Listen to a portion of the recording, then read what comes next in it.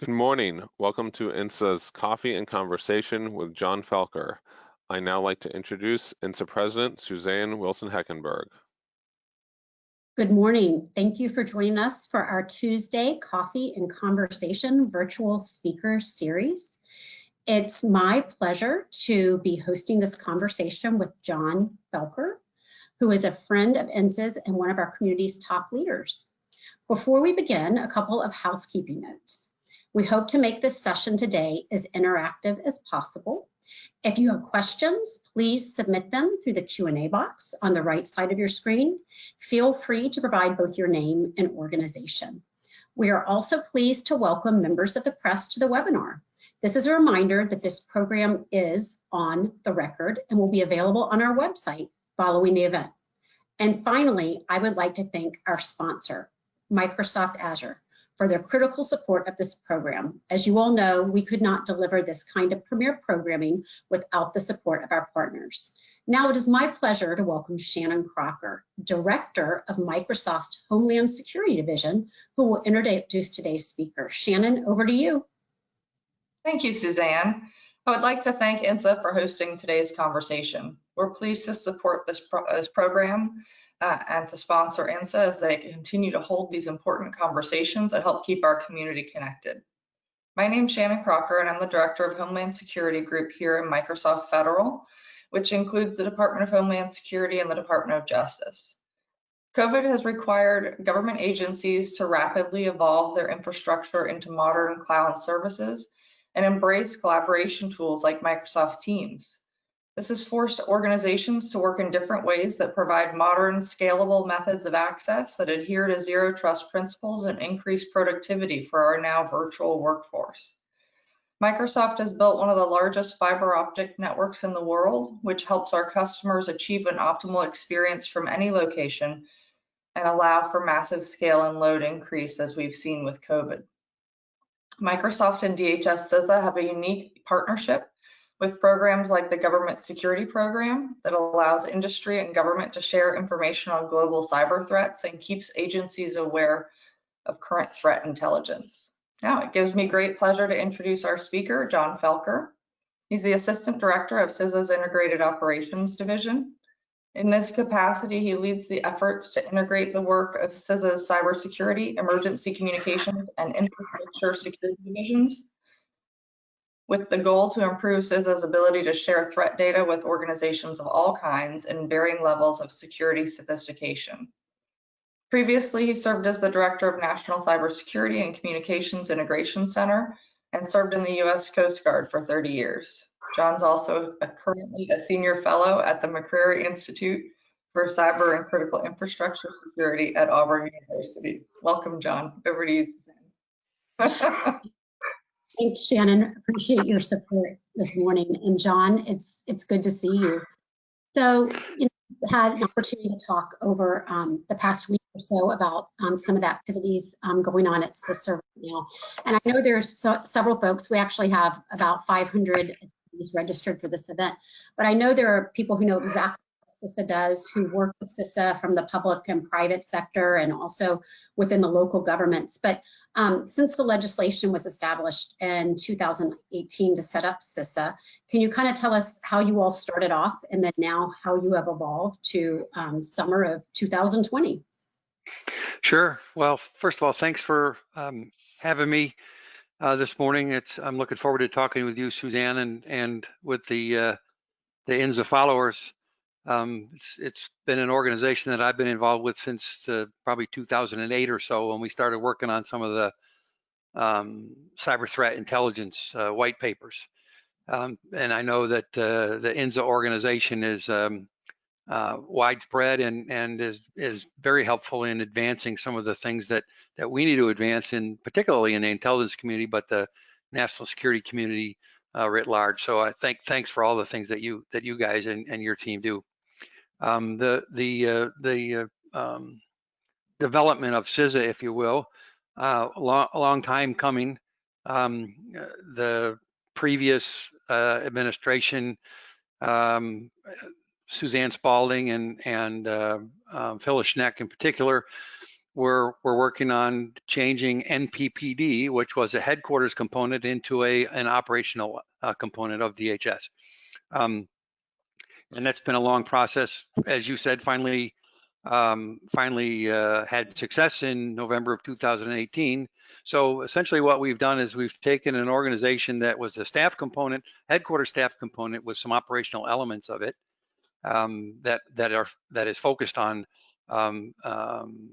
physical infrastructure security, cyber security, emergency communications and communication security, and reorganized it to be more effective in the current form, which is CISA. So over the past year and a half, almost 2 years now, we've been working really hard to get that right from a mission perspective. The infrastructure security division, the cybersecurity division, the emergency communications division are, if you think about it, they're 3 discipline-focused vertical organizations. They're focused on those 3 areas of expertise. The other 3 divisions that are percolating in CISA are the National Risk Management Center. And if you think about that, it's more of a horizontal because it spans all 3 of those discipline areas in terms of what do we do to determine risk and make risk advice to critical infrastructure partners, state, local governments, and the federal government. The Stakeholder Engagement Division, again, a horizontal, and touches all 3 of those discipline-focused areas in terms of developing relationships, particularly at high levels with things like sector coordination councils, sector-specific agencies, and some of the different governing bodies that are around that relate to communications and cyber and physical infrastructure. And lastly, Integrated Operations Division, which again, horizontal, is focused on the operations of CISA as an agency. And so what we try to do in IOD is a couple of things. Firstly, it's the 24/7 operations center called CISA Central. That's one-stop shopping for everything CISA. So if you have something to do with physical infrastructure, communication security, emergency communications, or cyber, CISA Central is the place for you to reach out and touch. And it functions as a cross-agency integration center to bring all of those things together and provide a couple of key elements. Firstly, it provides visibility to senior leadership within the agency and up to DHS, and sometimes potentially outside of DHS, depending on what's going on. We're providing real-time situational awareness to all of the elements of CISA so that everybody understands what's going on, whether it's your subject area or not. You know what's going on operationally. You tend to make better decisions if that's the case. And so the CISA Central is the place for all of that to coalesce. There are any number of different relationships that CISA Central has with the other operations centers in the DC area, whether it's the FBI, NCI JTF, whether it's the Joint Operations Center at Cyber Command, whether it's the NCTOC at NSA, you name it, we have regular conversations with them.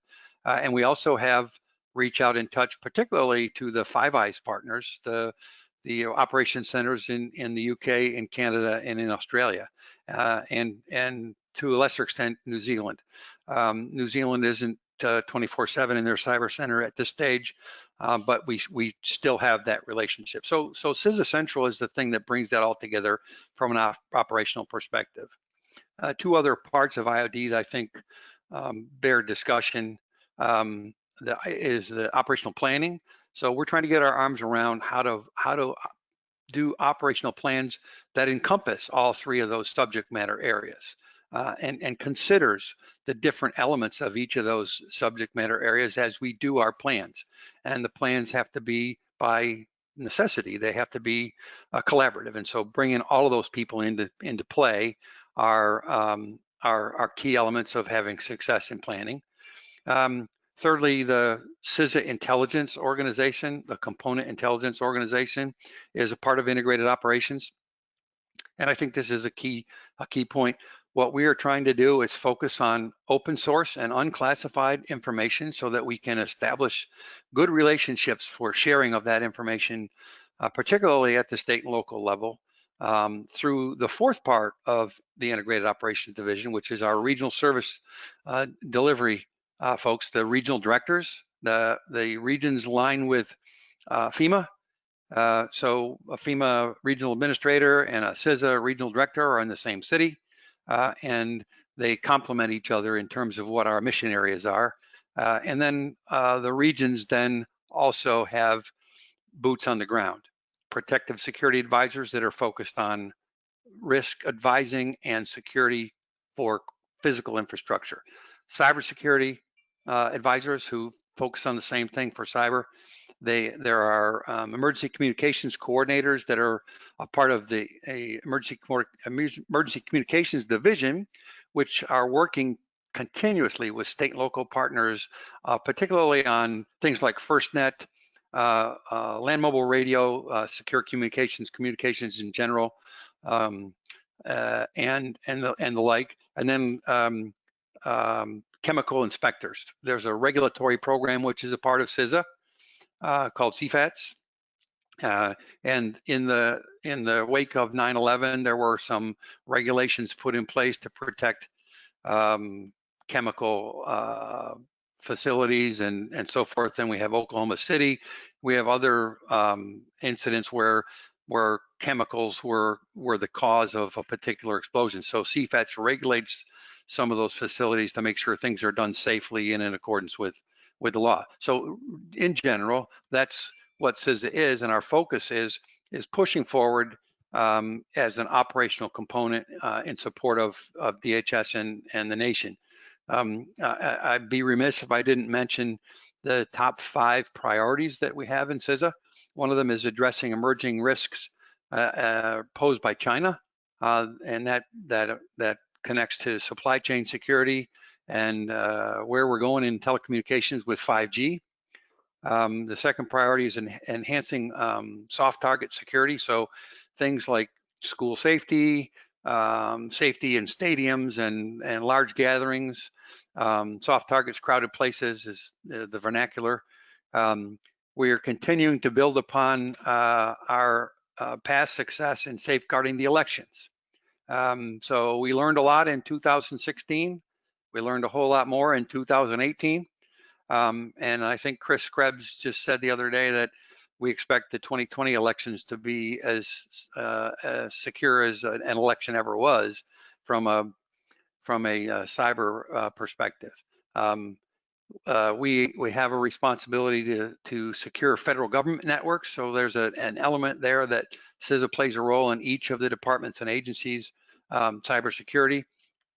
And lastly, and most recently, there's been some best practices and some information pushed out about protecting industrial control systems. So think about that. There's not been a lot of emphasis on control systems in the past.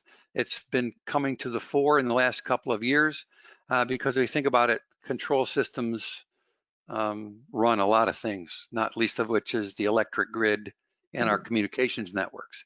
And so that's CISA sort of in a nutshell what we're focused on and what are our top priorities. That's really helpful. I know I learned a couple things that I had not researched, or you and I didn't talk about in advance, particularly the 5 Eyes engagement. That's a helpful nugget of information. So we talked a little bit about a cyber essentials toolkit and really how important, particularly during the COVID crisis, it is to support small business as well as local government. I believe that toolkit may have been revised back in May, and it is available. The essentials are available as a leave behind that folks can access from this webinar. Can you talk to me a little bit about how in this remote working environment, particularly, that toolkit is even more crucial? Sure. I mean, as you probably have heard, there are a lot of new attack vectors available to the bad guys because we have a huge increase in the number of people who are teleworking, for example. Yes. Suzanne, we would have normally done this event probably in person, but would. we're doing it in a webinar format now because of COVID. So the increased use of technology to do everything from webinars like this to school, to your shopping, to your day-to-day work, all of those things have increased the attack surface significantly. And so the Cyber Essentials is an effort to get you to think about the things you need to do to secure your networks. And they're you know, we've been talking about this for years, but this is we're building this into some basic things that are relatively easy to understand. If you do this, then you're in better shape. If you do this and this, you're in even better shape. And there are a lot of different essentials out, but there are a couple of ones that I really highlight. We started a series where we begin with leaders. What do leaders need to do to make sure that their organization is cyber secure as they can be? That's the number one thing. The next one is how do you as a person in this environment, what are the things that you need to do as a part of this larger ecosystem, if you will, to make sure that you are as secure as you can be. And that leads then back to what we just talked about, which is the significant amount of increase in people who are online and doing things, everything from work to school to shopping and so forth. So I commend you the two essentials documents. They're easily understood. They're reasonably easy to follow. One of the efforts that we started in the NCIC 2 years ago was to think about the threat awareness and cyber issues papers that we were pushing out in terms of who can use these. Do they understand these?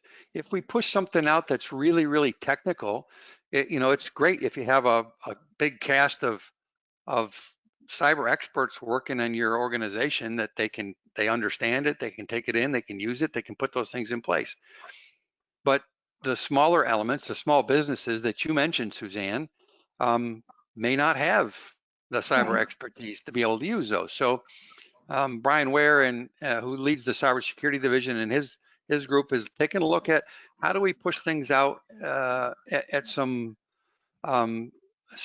less than technical levels that are still helpful for those small businesses. I talk about Fred Flower Shop a lot. Fred Flower Shop delivers flowers. Well, they have a point of sale terminal, and they probably have some back-end database where they keep their customers and things like that. I promise you, Fred doesn't have a cybersecurity expert on his staff. And so what are the things that Fred can do to make sure that he's as secure as he can be in his business? And so what we're working on addressing is several different levels of technical input to those products that we push out related to cyber threats. Does that help? It helps a lot. I'm curious though, with all the increased threats, right?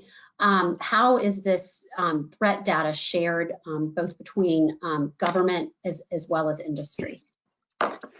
Yeah, there's a number of different avenues for that sharing to occur. But I you may have even heard me say this before, Suzanne. The number one element in creating a healthy, productive sharing relationship is trust. I have to trust you, you have to trust me. And so what we've been working on this in DHS for some time, and a number of different programs that we do this through to develop trust with our partners so that they're comfortable sharing their information with us, and we're comfortable that the information they're sharing with us is realistic, true, useful, etc. And that creates a partnership. And so there are There are formal programs that allow for information sharing. If I call it information exchange because we want to foster that bidirectional sharing of information. And so you have to trust. And these formal programs, cybersecurity information sharing collaboration program, CISP, is a more of a formal program where you sign up.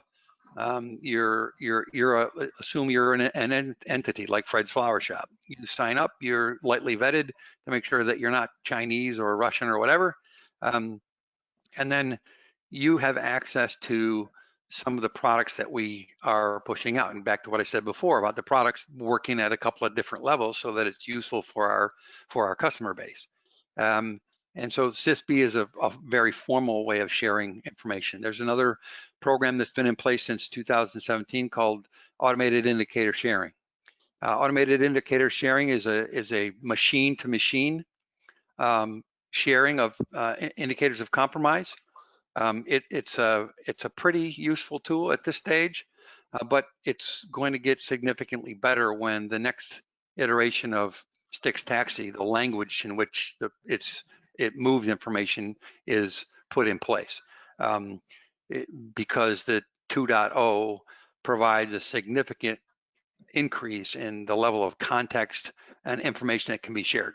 My criteria for success of a program like AIS, where you're having machines talk to machines, is if your machines take action based upon an indicator that I shared with you without any human intervention.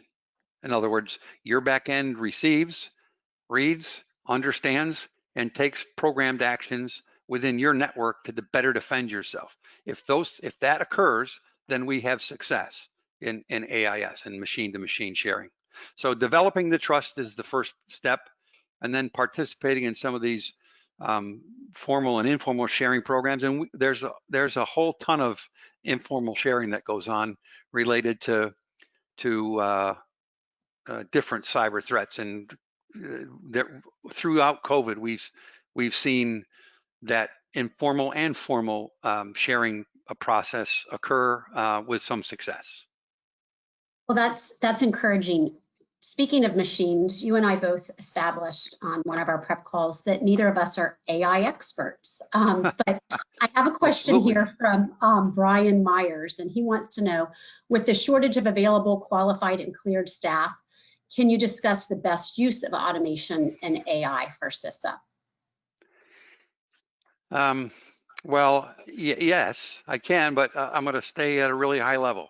Yes. Because the smart guys and girls in CISA are trying to figure out down at a more granular level how best to use that. But if you think about it pretty simply, AI can be used to relieve the human of some of the nug work, the crunching of data, right?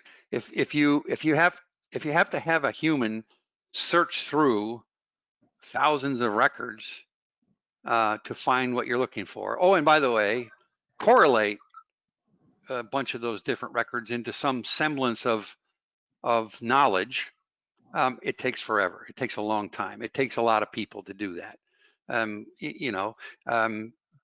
But if you have a machine that's properly structured, if you have a data architecture behind that that is properly structured, then AI can do a lot of that nug work, that heavy lifting, and present some reasonably semi-finished information to a human to then make some decisions on. I contend that there's always the need to have a human in the loop at some stage, whether it's building a decision engine on your receive end for AIS that helps you make good decisions based upon your risk profile in your entity and the threats against your entity, or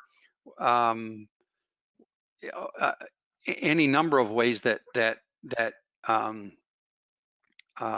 AI can help you. The human then can take, and the output of that that work that the AI does and make some good decisions. So you reserve some of those, you may reserve some of those critical decisions to eyes-on human intervention. But AI can do a lot of that really heavy lifting before that, and that puts us in a position of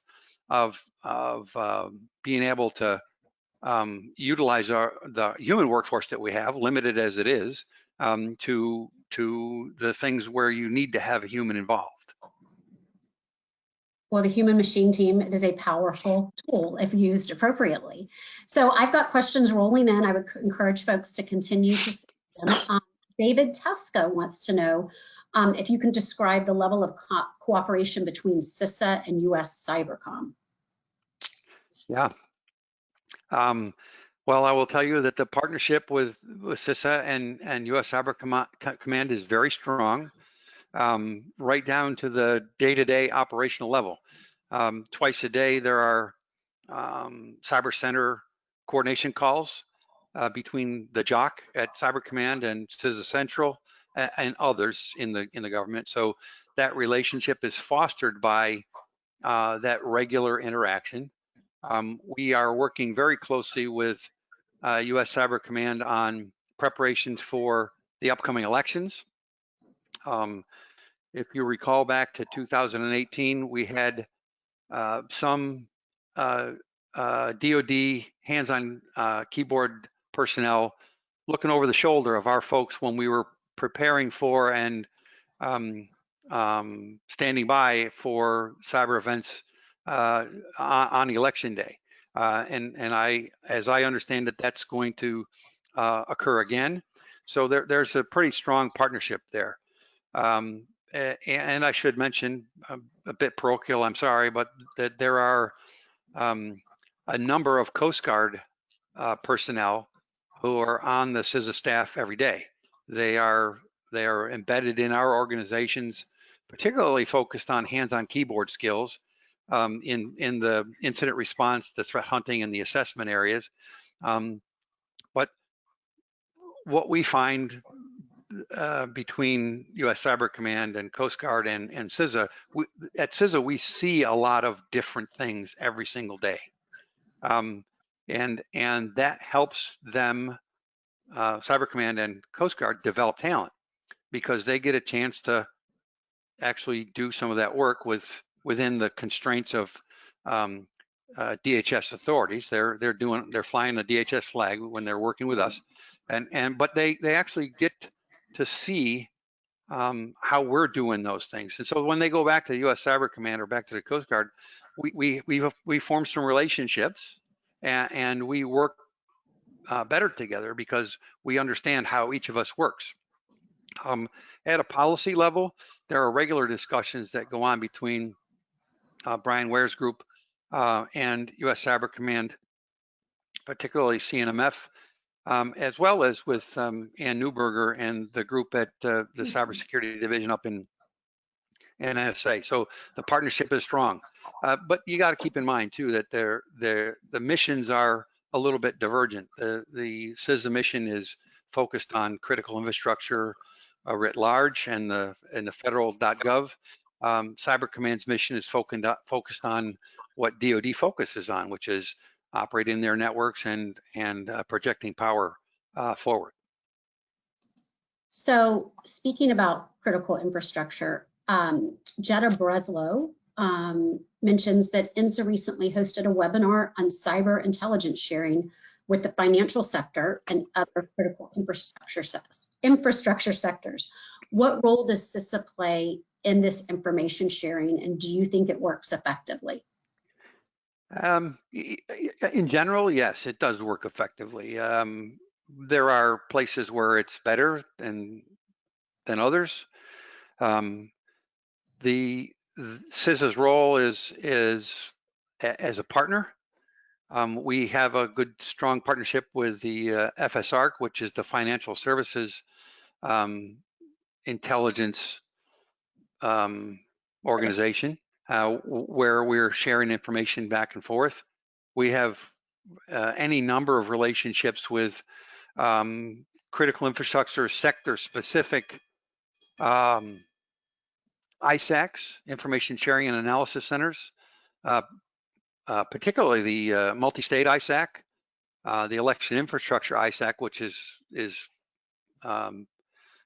co-located with the MS ISAC in Albany, with the electric ISAC, and so those we have regular relationships with those.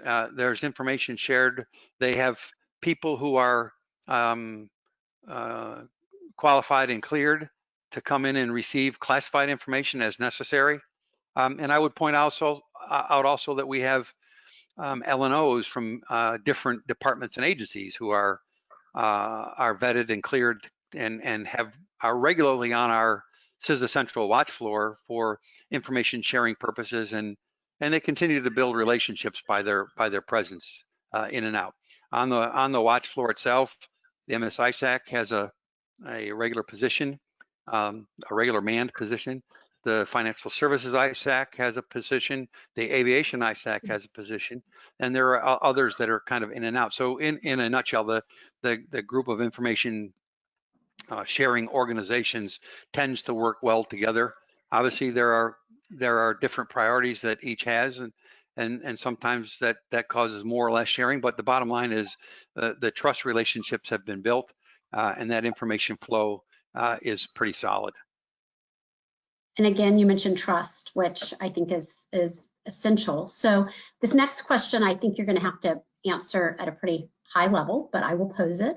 Chris from Hexagon US Federal is curious on how the China threat is impacting and what kind of things are we doing differently to address this, given the FBI director's recent comments on the gravity of China. Yeah, well, clearly, China is a huge threat, as indicated in our top 5 priorities. Right, there are any number of risks posed by China.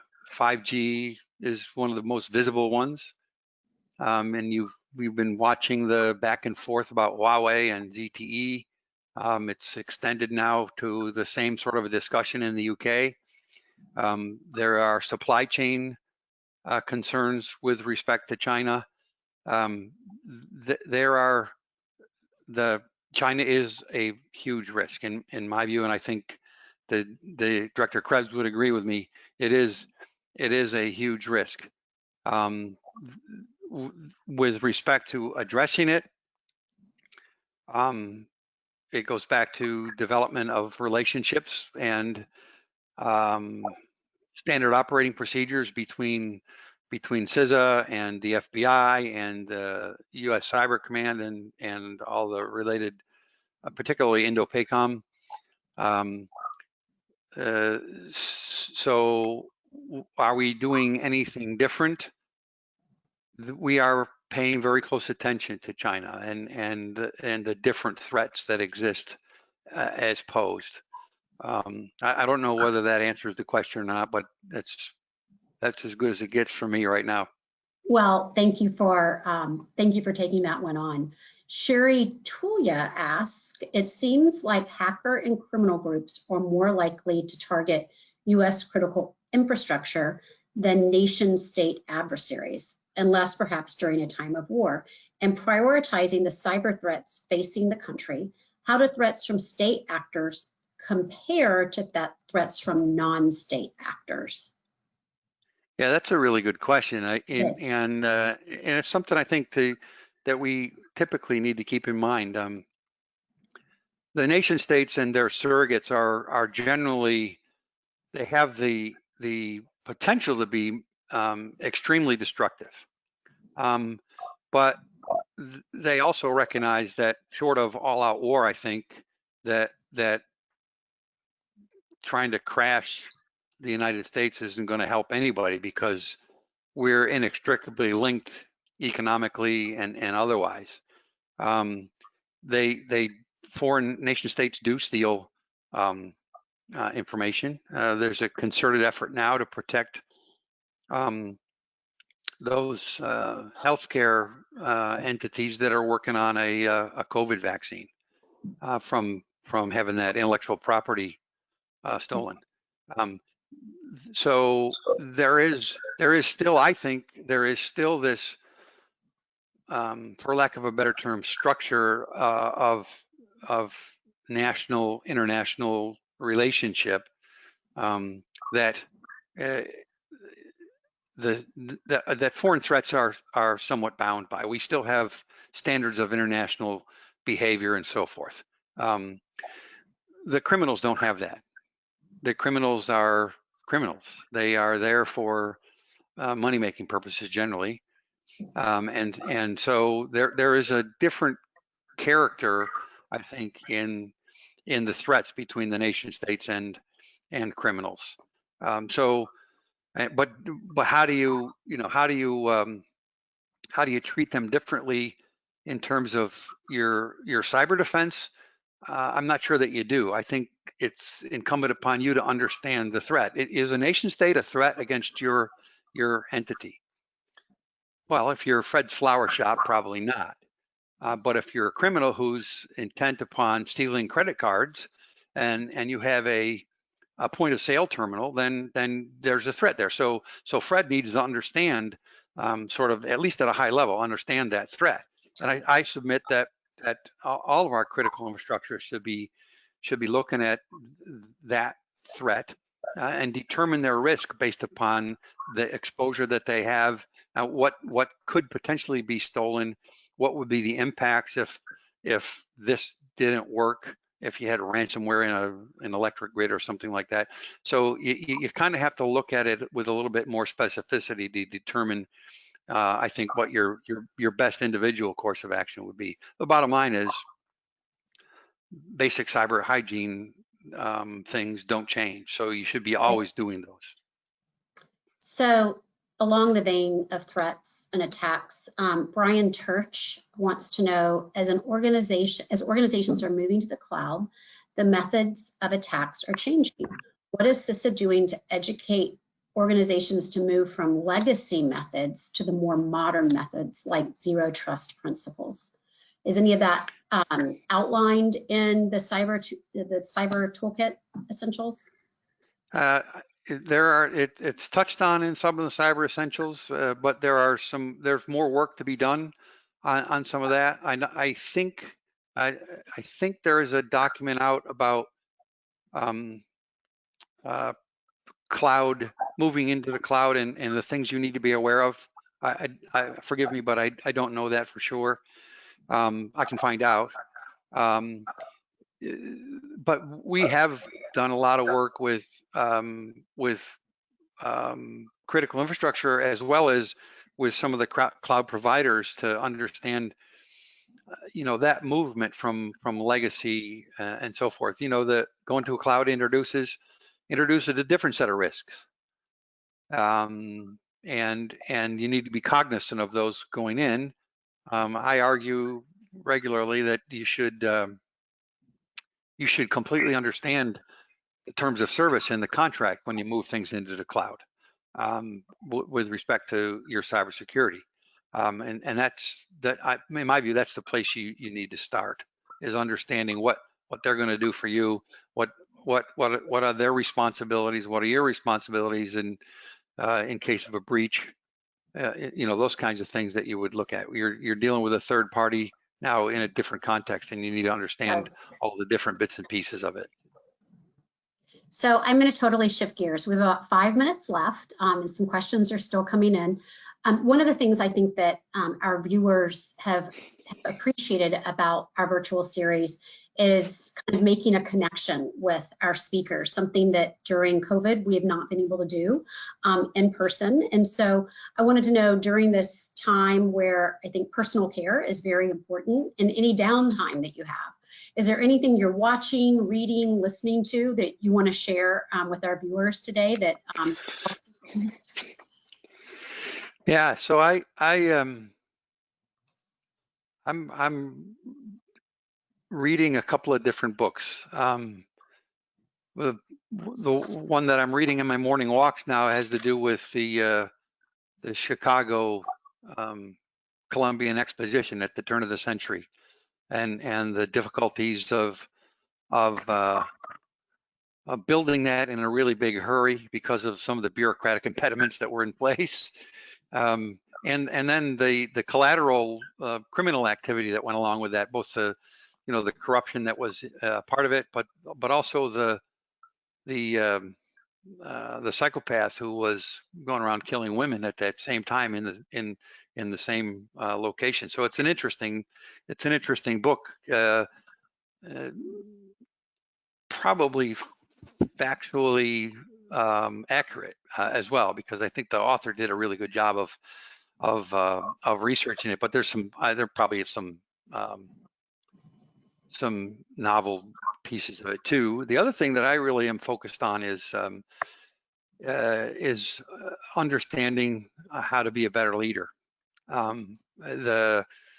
The opportunity to lead one of the divisions in CISA has been a great one for me. The IOD is a fairly wide-ranging and diverse organization, and so I'm always looking for ways to improve my ability as a leader. You don't always succeed as a leader. Sometimes you make mistakes, but you learn from your mistakes too. So I regularly listen to. I'm on my third or fourth go round with General McChrystal's Team of Teams. Yeah. Which is I think it's a great book. There's also a series of sort of TED Talk or YouTube-like videos out there by retired Naval submarine commander Dave Marquette that is really quite good. And what I've tried to do is I've tried to get the leaders in our IOD organization to think about the things that McChrystal talks about in terms of pushing leadership responsibility and accountability down to low levels, and then trusting your folks to do their work. One of the big things that we're trying to achieve in CISA Central is broad-based agency situational awareness.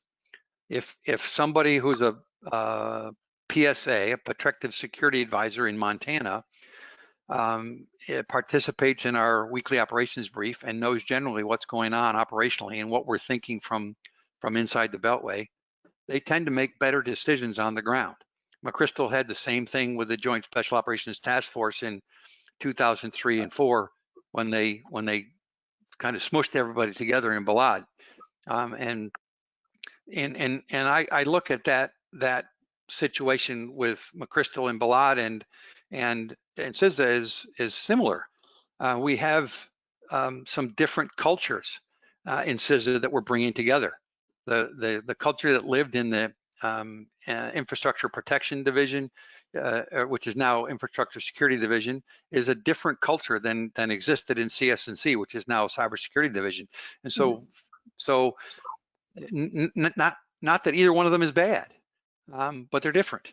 How do we bring those things together? And I think one of the things that I'm learning from reread of McChrystal's book and some of the things that Dave Marquette has pushed out there is that we have to learn to trust our folks, and we have to work on ways that they trust us. So that's one of my big focus areas. Well, I hope maybe if you write a book on leadership during COVID, we'll have you back on to talk about your book. So any closing thoughts you want to share? We've got about 30 seconds left, and really appreciate your coming on today. Yeah, well, I again, Suzanne, I appreciate the discussion and the dialogue. I hope it was useful for all the INSA folks that are out there. I know that you have, if I haven't sent it to you, I'll make sure you get it, the first two Cyber Essentials documents that you can share from CISA. And as I said, keep in mind, CISA Central is the place to call in if you've got something going on, whether it's physical, cyber, or communications related, and we will work the issue for you. That's our mission. Well, thank you for your service, and we really appreciate your candid insights today. And for all of those that are watching online, thank you for joining us for today's program. And of course, really appreciate Shannon and Microsoft Azure's support for this program. Just a quick look ahead. Tomorrow we will be hosting an out-of-office panel, Telework Opportunities and Challenges, with our friends at Defense One and Perspecta. And then on August 5th, we'll hold an afternoon Wednesday Wisdom with our guest, Greg Smithberger. And finally, tomorrow is the last day to take advantage of early pricing for the Intelligence and National Security Summit, which we're partnering with AFCEA on, and will be a virtual summit. And I would just like to ask everybody if they have a moment when the webinar ends to take a moment to fill out the survey that will pop up. And this concludes today's program. Please stay safe and healthy. Have a wonderful Tuesday. And again, John, really appreciate your taking time out of your morning to share with us. Glad I could be here, Suzanne. Thanks, everybody. Take care.